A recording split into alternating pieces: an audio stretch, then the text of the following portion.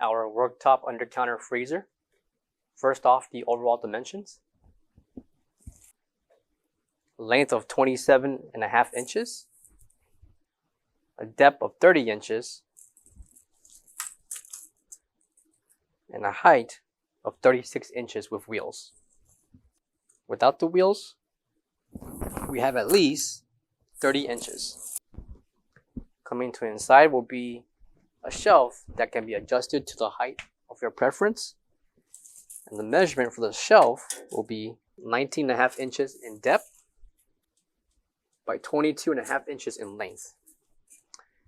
The interior dimensions will be 13 inches in depth.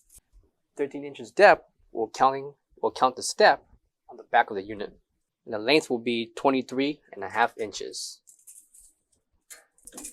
Height, we have at least 26 inches. Locating the door will be the ETL NSF certification sticker. And located in the back will be the 110/120 voltage plug along with the temperature controller. For all questions, give us a call or visit our website coolerdepotUSA.com for more information on this product. Thank you.